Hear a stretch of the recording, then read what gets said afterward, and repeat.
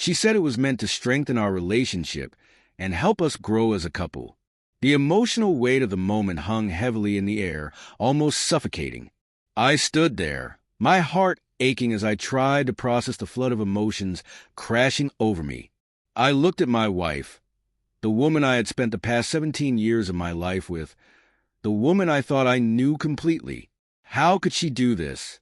How could she make such an enormous decision without even giving me the courtesy of a conversation?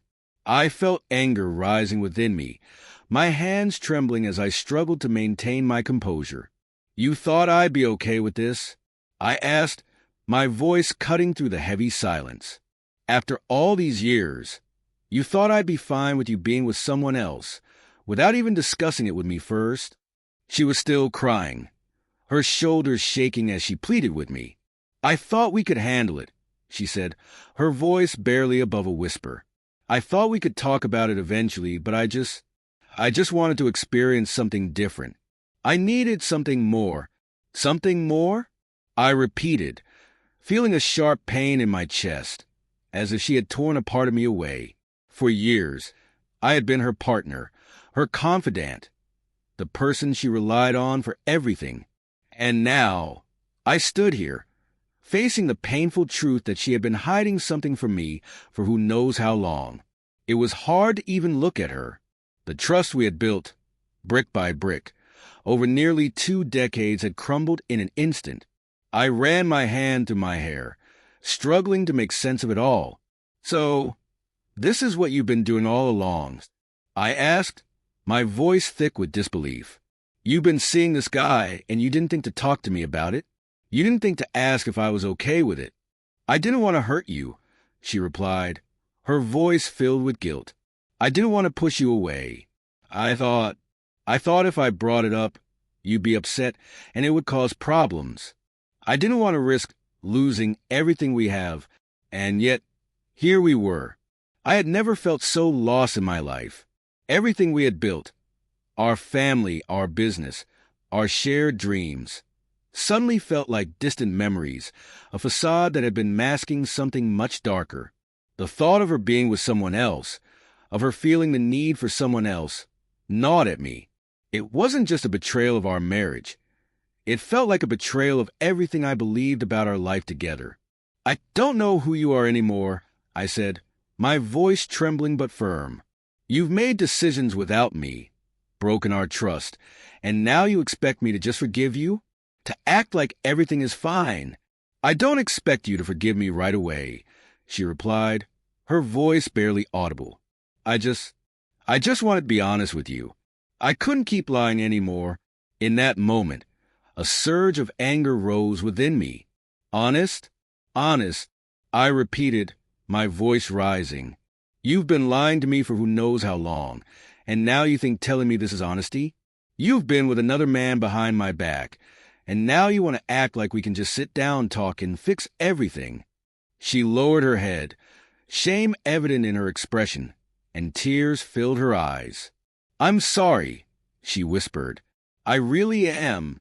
I never wanted to hurt you." But her words felt hollow, meaningless.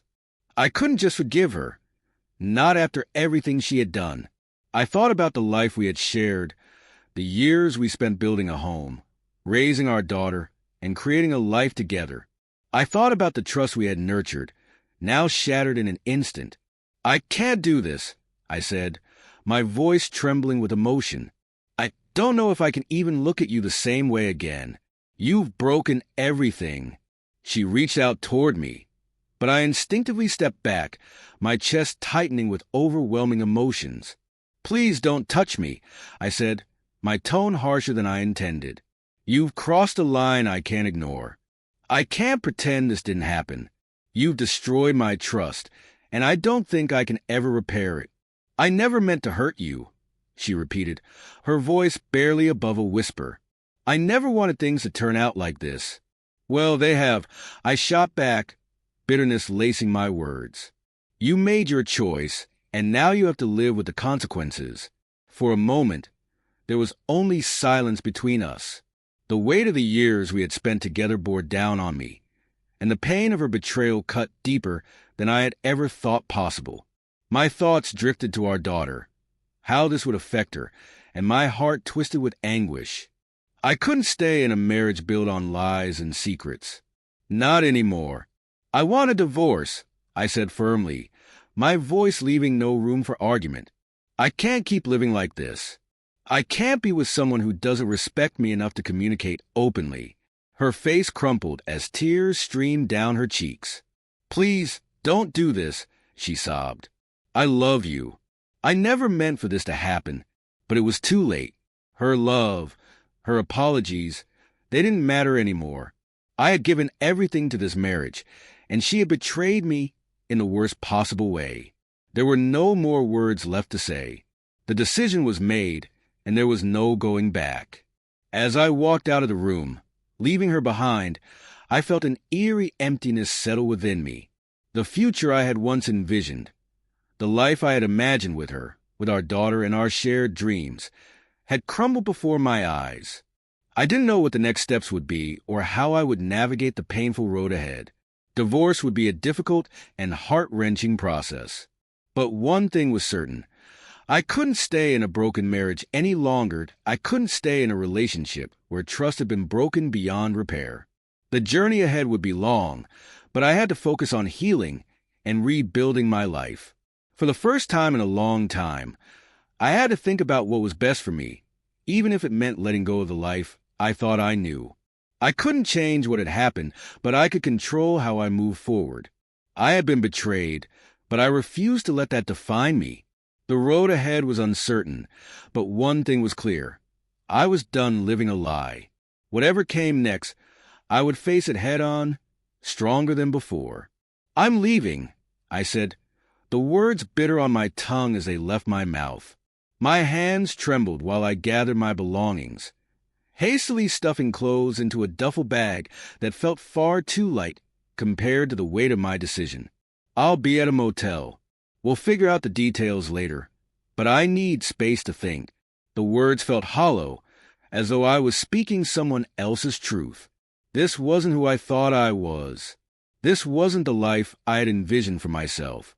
Yet here I was, telling the woman I had shared my life with, the mother of my child, that I needed to leave. The suffocating tension in the air was unbearable.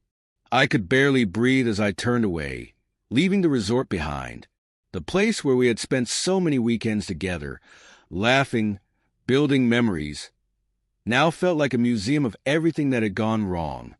I drove aimlessly, not knowing where I was headed, just desperate to escape. I needed a moment of peace, a place to think clearly without her constant presence weighing on me. The motel I found was the kind of place I used to avoid, the kind that seemed like a last resort. But right now, it felt like the only refuge. I collapsed onto the bed, exhausted but unable to sleep. My mind raced with 1,000 thoughts, trying to make sense of everything that had happened. Betrayal, lies, secrets. How had we ended up here? How had the life we built, the family we created, unraveled so completely? I had spent years investing in this marriage, in us. And now, it felt as though the rug had been pulled out from under me. The events of the night before replayed in my mind on an endless loop. My wife had confessed after I confronted her about the text messages I had found on her phone, the ones she had tried so hard to hide. She had been seeing someone else for months.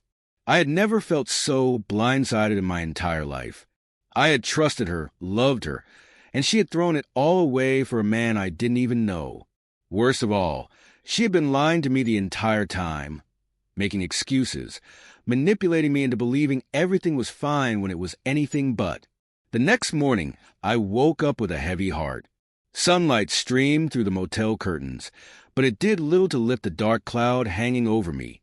I felt like I was suffocating in a world I no longer recognized. Every decision I had made, every moment I had spent with her, now felt like a lie. I spent the day trying to process everything. My mind was in chaos, but one thing was certain. I couldn't stay in this place of uncertainty. I couldn't keep pretending everything was okay when I knew it wasn't. Friends and family started reaching out. They offered advice, some well-meaning, some misguided. Go back home, some said. Face her and try to fix things. Maybe there's still a chance to salvage your marriage. Others, who had seen how much this had taken a toll on me, told me to leave her for good. She crossed a line, they said, one that can't be uncrossed. And as much as I hated to admit it, part of me agreed. But another part of me, the part that still believed in love and second chances, couldn't let go so easily. Was there hope left? Could we rebuild what had been shattered? I wrestled with my emotions all day. By the time the sun set, I knew what I had to do. I couldn't stay in limbo any longer. I had to make a choice. I needed to face her, face the mess we had become, and take control of my life again. So, despite everything, I decided to go back home. When I walked through the door, it hit me harder than I expected. The silence was deafening. The house that once felt warm and full of life now felt cold and unfamiliar. It wasn't the place where I had built a life with my wife and daughter. It was just a building empty of love. I called out her name, but there was no response. I could feel her presence in the house, but I didn't want to see her. Not yet. I needed a moment to gather my strength and prepare for what was coming next.